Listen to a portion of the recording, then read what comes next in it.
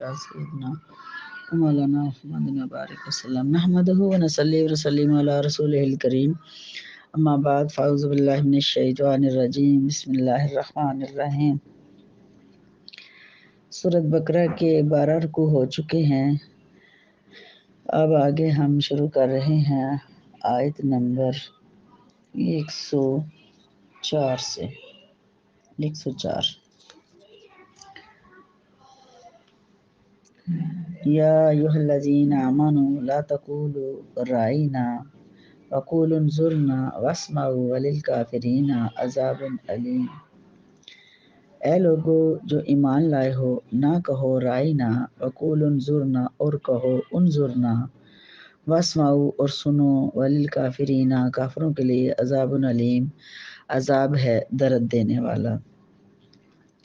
حضور نبی کریم صلی اللہ علیہ وآلہ وسلم جب واعظ فرماتے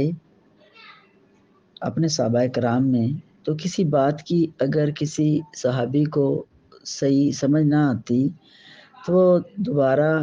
عرض کرتے حضور اسلام کی بارگاہ میں صحابی، یا رسول اللہ صلی اللہ علیہ وسلم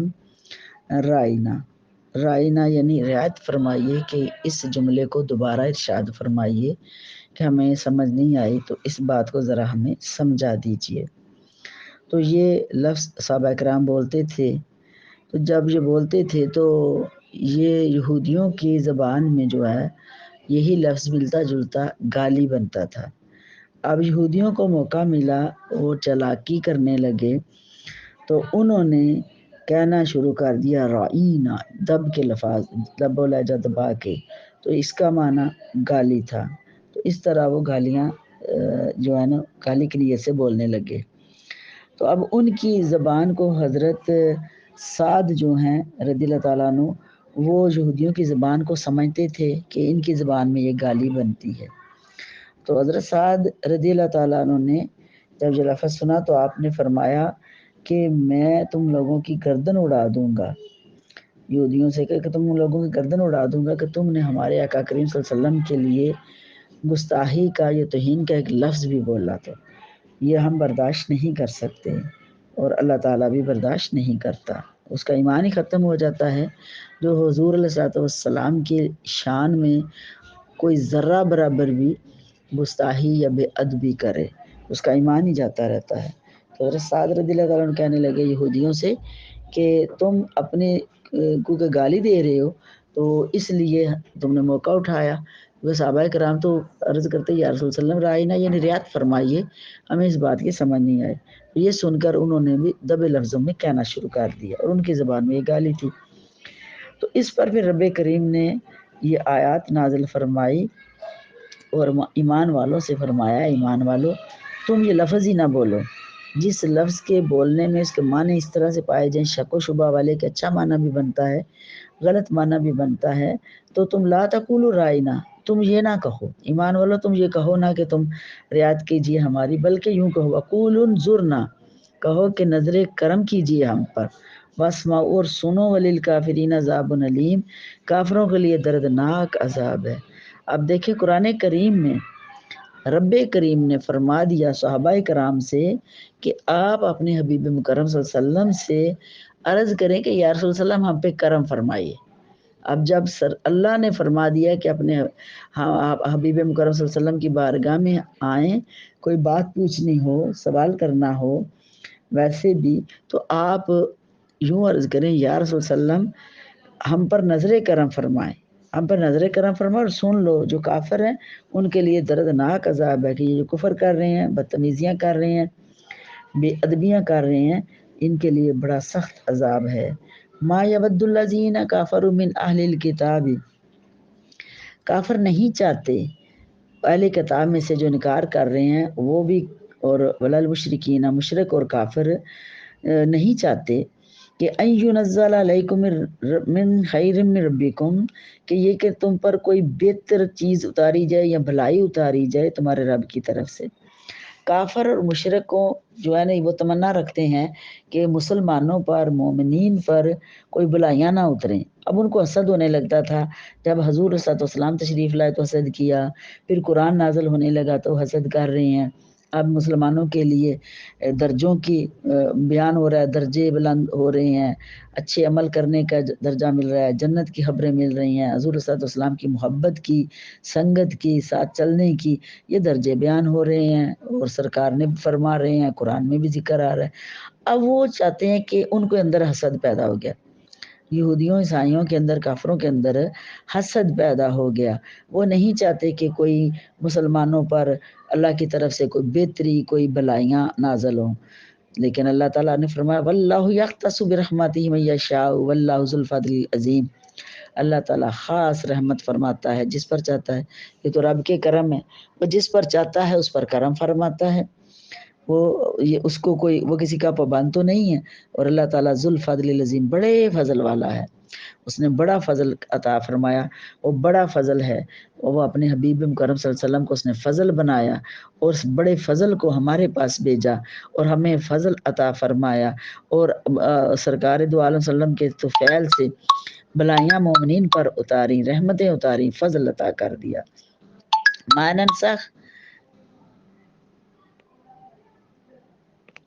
ننسخ من آیات او ننسیہا ناتی بخیر منہا، جو منسوخ کرتے ہیں ہم آیاتیں یا بلا دیتے ہیں اس کو تو لے آتے ہیں بخیر منہا، اس سے بہتر، او مثلیہا یا اس جیسی۔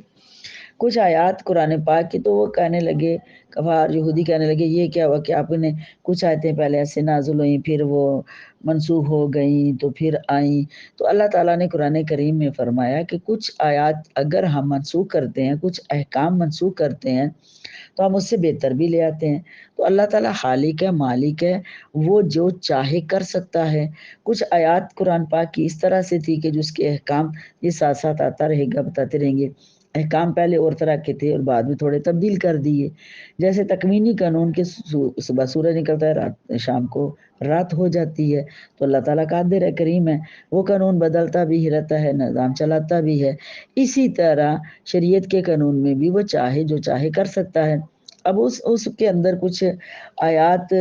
ایسی تھی کہ مطلب توریت انجیل جو ہے وہ منسوخ نہیں ہو سکتی، وہ کہنے لگے کفار کہ توریت انجیل ہمارے پاس ہے وہ تو منسوخ نہیں ہوتی، تو آپ کے قرآن پاک میں یہ آیتیں منسوخ ہو جاتی ہیں۔ تو رب کریم نے فرمایا کہ تم لوگ تورات کا اور انجیل کا مقابلہ قرآن پاک سے نہیں کر سکتے ہو، اس کے اندر بھی قرآن کے حوالے سے ذکر آ گیا، قرآن والے کے حوالے سے ذکر آ گیا۔ اب قرآن کا ذمہ، حفاظت کا ذمہ تو خود رب تعالیٰ نے عطا فرما دیا ہے کہ وہ خود ذمہ لیں گے، اللہ تعالیٰ نے خود ذمہ لیا، کوئی اس کی ایک آیت بھی ادھر سے ادھر نہیں ہو سکتی ہے۔ تو اس لیے بعض آیاتیں جو ہیں وہ منسوخ ہوئیں تو وہ افضل بہترین اس سے اللہ تعالیٰ نے نازل فرما دی، بعض قوانین میں اللہ تعالیٰ نے تبدیلی کی، تو وہ اللہ تعالیٰ ہے، مالک ہے، خالق ہے۔ اب وہ کون کون سی آئی ہیں یہ ساتھ ساتھ پتہ چلتا جائے گا، جیسے حضور علیہ الصلوۃ والسلام کے لیے پہلے یہ تھا، یہ آگے چل کے آئے گا کہ جو بھی حضور علیہ الصلوۃ والسلام سے ملاقات کے لیے جاتا اس کے لیے یہ آرڈر تھا کہ وہ پہلے کچھ صدقہ خیرات کر کے پھر سرکار کی ملاقات کے لیے جائے، زیارت کے لیے پھر جائے۔ پھر آگے چل کے یہ آیت منسوخ ہو گئی، منسوخ ہوگی، پھر سب کو کھلے عام اجازت ہوگی کہ چلیں اسی طرح بغیر صدقہ خیرات کیے بھی وہ جا سکتے ہیں، تو اگر صدقہ خیرات کر کے جائیں تو اور بھی اچھا ہے، لیکن پھر وہ حکم جو ہے وہ ختم کر دیا۔ تو فرمایا کہ کچھ آیتیں ہم منسوخ کرتے ہیں تو ہم اس سے بہتر لے آتے ہیں، یا اس جیسی، یعنی اس جیسے احکام بھی کچھ آ جاتے ہیں اور کچھ ان سے بہتر بھی آ جاتے ہیں۔ تو یہ اللہ تعالیٰ کا حکم ہے، کرم ہے، وہ اس کی حکمتیں بہتر جانتا ہے۔ جیسے ایک مثال کے طور پر ایک بیمار ہے تو ڈاکٹر اس کو علاج کرتا ہے تو اس کو نسخہ دیتا ہے، تو اس کی جیسے جیسے صورت صحت بہتری آتی ہے تو اس کے نسخے میں تبدیلی بھی کرتا رہتا ہے، کیونکہ ڈاکٹر کو اختیار ہوتا ہے، تو رب تو خالق ہے، مالک ہے، اس لیے اس کے فیصلوں پر اعتراض نہیں کرنا۔ عالم تعلم ان اللہ علی کل شیء قدیر، کیا تم نہیں جانتے بے شک اللہ تعالیٰ ہر چیز پر قادر ہے، وہ قادر ہے، صبح کرے، شام کرے، دن کرے، رات کرے، کسی کو بیٹا دے، کسی کو بیٹی دے، جو چاہے بارش برسائے، دھوپ نکالے، کچھ بھی کرے، وہ قادر ہے، وہ کریم ہے۔ عالم تعلم ان اللہ لہ ملک السماوات والارض، کیا نہیں جانتے تم یہ کہ اللہ تعالیٰ ہی ہے، اسی کے لیے بادشاہ آسمانوں کی اور زمین کی ہے۔ وما لکم من دون اللہ من ولی ولا نصیر، کہ اللہ تعالیٰ ہی بادشاہ آسمانوں کا اور زمین کا، اور نہیں ہے کو تمہارے لیے ولا ما لکم من دون اللہ، تمہارے لیے اللہ تعالیٰ کے سوا کوئی دوست اور نہ کوئی مددگار۔ اگر تم ایمان نہیں لاؤ گے تو اللہ تعالیٰ کے سوا تم کسی کو اپنا مددگار نہ پاؤ گے، نہ کوئی تمہارا دوست ہوگا۔ اگر تمہیں دوستیاں چاہیے تو انہی سے دوستی رکھو جو رب کے دوست ہیں، جو رب کے چاہنے والے ہیں، انہی کے ساتھ تعلق قائم کرو۔ اگر تم ایمان نہیں لاؤ گے تو پھر نہ کوئی تمہارا حامی و ناصر، نہ کوئی تمہارا مددگار ہے، یہ یاد رکھو، پھر اللہ تعالیٰ کی تم گرفت میں ہو۔ ام تريدون ان تسألوا رسولکم کما سئل موسیٰ من قبل، پھر کیا تم چاہتے ہو، اللہ تعالیٰ نے فرمایا کیا تم چاہتے ہو کہ اپنے نبی سے سوال کرو، سوال کرو، حضور صلی اللہ علیہ وسلم سے تم سوال کرو، بحث و تکرار کرو، جیسا کہ رسولکم کما سئل موسیٰ، جس طرح موسیٰ علیہ السلام کی قوم سے سوال کیا گیا۔ موسیٰ علیہ السلام کی قوم جو ہے موسیٰ علیہ السلام سے سوال کرتی تھی، من قبل، اس سے پہلے، یعنی اس سے پہلے موسیٰ علیہ السلام گزرے ہیں تو ان کی قوم بھی کس طرح سوال کرتی تھی، بحث کرتی تھی۔ اور یہ سوال اور بحث، وَمَن يَتَبَدَّلِ الْكُفْرَ بِالْإِيمَانِ فَقَدْ ضَلَّ سَوَاءَ السَّبِيلِ، بحث و تکرار نبی کے ساتھ جو کرتا ہے تو وہ کفر، ایمان کے بدلے وہ کفر میں چلا جاتا ہے، یعنی بدل جاتا ہے، وہ ایمان اس کا جاتا رہتا ہے اور کفر میں آ جاتا ہے۔ فَقَدْ ضَلَّ سَوَاءَ السَّبِيلِ، بے شک بھٹک گئے وہ سیدھے رستے سے، جو نبی کے ساتھ تکرار کرتے ہیں، بحث کرتے ہیں، بدتمیزیاں کرتے ہیں، تنقیدیں کرتے ہیں۔ وَدَّ کثیر من اہل الکتاب، بہت سارے جو ہیں وہ تمنا کرتے ہیں، بہت یہ چاہتے ہیں اہل کتاب میں سے، لو یردونکم من بعد ایمانکم کفارا، جو اہل کتاب میں یہودی ہیں، عیسائی ہیں، ان کی خواہش یہ ہے، وہی تمنا کرتے ہیں تو تم کو لٹا دیں، یعنی پھیر دیں۔ کہاں سے پھیر دیں؟ ایمان سے، یعنی تم ایمان چھوڑ دو، جو عیسائی یہودیت کو چھوڑ کر، باقی مذہبوں کو چھوڑ کر دین اسلام کو قبول کر رہے تھے، تو جو نہیں کر رہے تھے یہودی اور عیسائی، ان کی یہ تمنا تھی، ان کی خواہش یہ تھی کہ کاش کہ ان کو پھر بلا لیا جائے واپس، یہ دوبارہ ایمان سے ہٹ جائیں، پیچھے آ جائیں، ان کو لٹا دیا جائے، لو یردونکم من بعد ایمانکم کفارا، ان کو کہ وہ لٹا دے تم کو بعد تمہارے ایمان کے کافر بنا کر۔ اسی وجہ سے کہ اچھی صحبت میں بیٹھو، ان لوگوں کی صحبتوں میں نہ بیٹھو، کیونکہ ان کی خواہش ہے کہ وہ بہانے سے تمہیں اس طرح کے مائل کریں گے، لالچ بھی دیں گے، مائل بھی کریں گے، اور تاکہ تمہارا ایمان ختم کر دیں اور دوبارہ اسی عیسائیت، یہودیت میں، کفر میں تمہیں ڈال دیں، دوبارہ تم اسی میں لوٹ جاؤ۔ یہ کیوں کریں گے؟ حسد من عند انفسہم من بعد، حسد ہے یہ حسد ان کی طرف سے، ان کی جانوں کی طرف سے حسد ہے، اس کے بعد ما تبین لہم، یہ کو جو ظاہر ہو چکا، ان کے لیے ظاہر ہو گیا حق جو ہے یہ ظاہر ہو گیا، وہ جانتے بھی ہیں یہ حق ہے، لاہم الحق، یہ حق ہے، پتہ ہے ان کو، لیکن ان کی خواہش یہ ہے کہ وہ اہل ایمان کو پھر دوبارہ کافر بنا دیں یا یہودی اور عیسائی بنا دیں۔ رب کریم نے فرمایا ایسی صحبتوں سے بچو، فاعفو واصفحوا، پھر معاف کیا اور درگزر کیا، اللہ تعالیٰ نے پھر معاف کیا، درگزر کیا اور بچنے کا حکم دیا۔ حتیٰ یاتی اللہ بامرہ، یہاں تک کہ لے آئے اللہ تعالیٰ کا حکم، ان اللہ علی کل شیء قدیر، کہ انہیں معاف بھی کیا، درگزر بھی کیا، اور اللہ تعالیٰ کو حکم لے آئے تاکہ یہ لوگوں کو سمجھائے، اور بے شک اللہ تعالیٰ ہر چیز پر قادر ہے، کہ اللہ تعالیٰ نے فرمایا کہ مزید اللہ تعالیٰ ان کو حکم دے رہا ہے، احکام نازل فرما رہا ہے، اور اللہ تعالیٰ قادر ہے، ہر چیز پر قدرت رکھتا ہے، ان کی باتوں پر نہ جاؤ کہ وہ تو یہ تمنا کرتے ہیں، لیکن تمہیں پتہ ہونا چاہیے کہ رب قادر بھی ہے، کریم بھی ہے، وہ کوئی بھی تمہیں حکم دے سکتا ہے۔ وَأَقِیمُوا الصَّلَاةَ وَآتُوا الزَّکَاةَ، اور نماز کو قائم کرو، نماز قائم کرو اور ادا کرو زکوٰۃ۔ وما تقدموا، اور آگے بھیجو، لانفسکم، اپنی جانوں کے لیے، من خیر تجدوہ، کہ بہتر پاؤ گے تم اس کو عند اللہ، اللہ تعالیٰ کے پاس۔ اپنی جانوں کے لیے بھلائیاں کرو، نیکیاں کرو، ایمان مضبوط کرو، تقوی حاصل کرو، حقوق اللہ، حقوق العباد پورے کرو، والدین کی عزت خدمت کرو، بیوی بچوں سے اچھا سلوک کرو، شوہر سے اچھا سلوک کرو، ہر رشتے کا پاس رکھو، یہ نیکیاں ہیں۔ اور نماز کو قائم کرو، نماز ایک اتنی افضل ترین عبادت ہے کہ نماز کو قائم کرنا ہے، اور نماز زیادہ افضل ہے کیونکہ یہ سب کے لیے ہے، زکوٰۃ سب کے لیے نہیں ہے، زکوٰۃ صاحب نصاب لوگوں کے لیے ہے، لیکن یہ ہے کہ جو صاحب نصاب ہیں وہ نماز بھی قائم کریں اور زکوٰۃ بھی ادا کریں۔ باقی جو رہی نماز ہر ایک کے لیے، چھوٹے بڑے کے لیے، امیر غریب کے لیے، آقا غلام کے لیے ہے، اور نماز جو ہے یہ افضل ترین عبادت ہے جو سب کو عطا کی گئی۔ اور جو صاحب نصاب ہیں وہ زکوٰۃ بھی ان پر ہے، وہ زکوٰۃ ادا کریں، اور پھر زکوٰۃ ادا کریں، زکوٰۃ کے ساتھ ساتھ ویسے صدقہ خیرات بھی کریں، سخاوت کریں، غریبوں کی مدد کریں، یتیموں کی مدد کریں، وما تقدموا لانفسکم آگے بھیجیں، یعنی جو کچھ وہ نیکیاں کریں گے، اپنا ہاتھ صحیح کریں گے غریبوں کے حق میں، تو یہ آگے بھیجیں اگلی دنیا میں، اور یہ ان کی جانوں کے لیے بہتر ہے، من خیرن بہتر ہے، تاجدوہ پائیں گے اس کو، یعنی جو دنیا میں بھیجیں گے، صدقے خیرات کریں گے، زکاتیں دیں گے، عبادتیں کریں گے، تو یہ تمہاری جانوں کے لیے بہتر ہے، اور یہ کرو گے تو تم ان کو پاؤ گے، اس کا صلہ پاؤ گے، یہ اجر پاؤ گے، یہ نمازیں، یہ عبادتیں، یہ زکاتیں، یہ خیراتیں، یہ تمہیں ملیں گی، کہاں ملیں گی؟ یعنی اجر کی صورت میں، ثواب کی صورت میں، آخرت میں تمہیں یہ سب کچھ ملے گا، یعنی اس کا انعام ملے گا، عند اللہ، اللہ کے نزدیک یہ سب کچھ جمع ہو جاتا ہے اگر وہ قبول کر لے، کیونکہ ان اللہ بما تعملون بصیر، بے شک اللہ تعالیٰ جو تم کرتے ہو دیکھ رہا ہے۔ وقالوا لن يدخل الجنۃ، انہوں نے کہا کہ ہرگز نہ داخل ہوں گے جنت میں، الا مگر من کانا ہودن او نصارا، جو کوئی ہو یہودی یا عیسائی، تلک امانیہم قل ہاتوا برہانکم ان کنتم صادقین، یہ ان کی اپنی خواہشیں ہیں، وہ چاہتے ہیں کہ انہوں نے کہا کہ یہودیوں نے کہا کہ کوئی بھی جنت میں داخل نہیں ہوگا، صرف یہودی داخل ہوں گے، اور کوئی نہیں جائے گا، صرف یہودی جائیں گے، تو یہ ان کی اپنی خواہش ہے،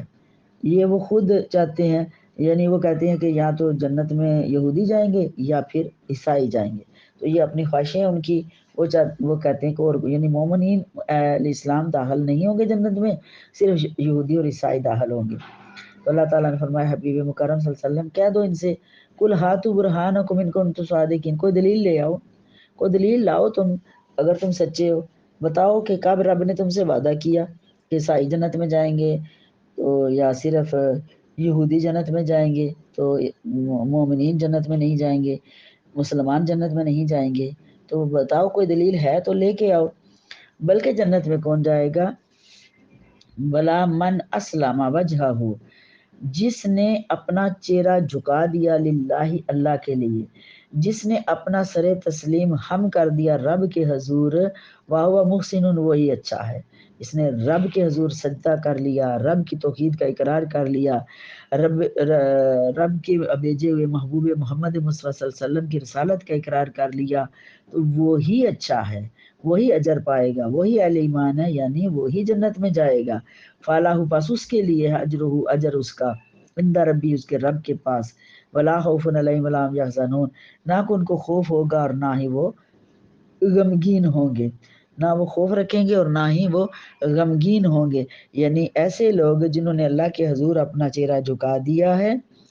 اور وہ اچھے ہو گئے ہیں، تو پھر اللہ کے رضا کے مطابق زندگیاں بسر کر لی ہیں، اللہ کے نبی کے فرمان کے مطابق اپنی زندگی کو ڈال لیا ہے، تو رب نے فرمایا وہ اچھے بھی ہیں، ان کا ثواب بڑا ہے، ان کو اجر بڑا ملے گا، کہاں ملے گا؟ رب کے پاس جب جائیں گے تو بہت اجر ملے گا، کوئی خوف نہیں ہوگا ان کو، نہ حساب و کتاب کا پھر خوف ہوگا، نہ دوزخ کا خوف ہوگا، اور نہ ان کو کوئی غم ہوگا۔ اللہ تعالیٰ سے دعا ہے اللہ تعالیٰ اپنے حبیب مکرم صلی اللہ علیہ وآلہ وسلم کے صدقے ہمیں اس قرآن کے احکام پر عمل کرنے کی توفیق عطا فرمائے، اور اللہ تعالیٰ اس قرآن کا نور ہمارے سینوں میں رچا بسا دے۔ واخر دعوانا الحمدللہ رب العالمین۔